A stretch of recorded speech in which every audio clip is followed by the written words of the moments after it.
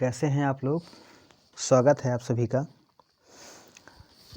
आज मैं लेकर आया हूँ आप लोगों के सामने अपनी एक कल्पना ऐसी है कि जब 1857 की क्रांति में महारानी लक्ष्मीबाई का घोड़ा, जो कि अभी नया ही था, वो नाले पर अड़ गया था। जो इतिहासविद हैं, जिन्होंने थोड़ा सा भी इतिहास पढ़ा होगा तो उन्हें मालूम होगा, महारानी लक्ष्मीबाई ग्वालियर तक लगातार 100 मील निरंतर पार करके पहुंची थी और वहीं पर उनका घोड़ा जो था थक कर गिरा था और समाप्त हो गया था। उसने अपने प्राण पखेरु उड़ गए थे और उसने अपना जीवन समर्पित कर दिया था। उसके बाद महारानी लक्ष्मीबाई दूसरे घोड़े पर सवार हुई थी, दूसरा घोड़ा उन्होंने लिया था। अब वो घोड़ा इतना प्रशिक्षण नहीं लिया था, नया था, तो आगे जाकर नाले में अड़ गया था, फंस गया था। बहुत ही चौड़ा नाला था। तो मैंने कल्पना की है, घोड़ा ना ठिठका होता, नाला पार कर गया होता तो क्या हो सकता था। तो मेरी एक कल्पना है, क्या हो सकता था। मेरी कल्पना के माध्यम से मैं अपनी बातों को आप लोगों तक पहुंचा रहा हूं। ध्यान दीजिएगा। हे अस समर भवानी के उस रणचंडी महारानी के, बस थोड़ा सा चूक गया तू लिखते लिखते कुछ पन्ने अमर कहानी के।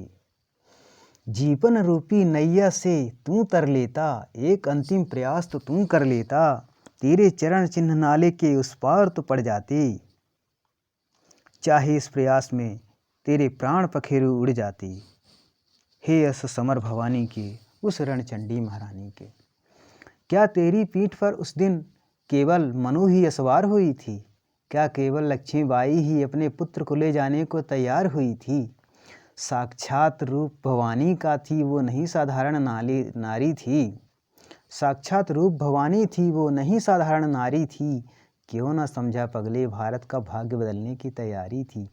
तेरे उस एक निर्णय से अंग्रेजों के पाँव उखड़ जाते, तेरे चरण चिन्ह नाले के उस पार तो पड़ जाते, चाहे इस प्रयास में तेरे प्राण पखेरु ही उड़ जाते।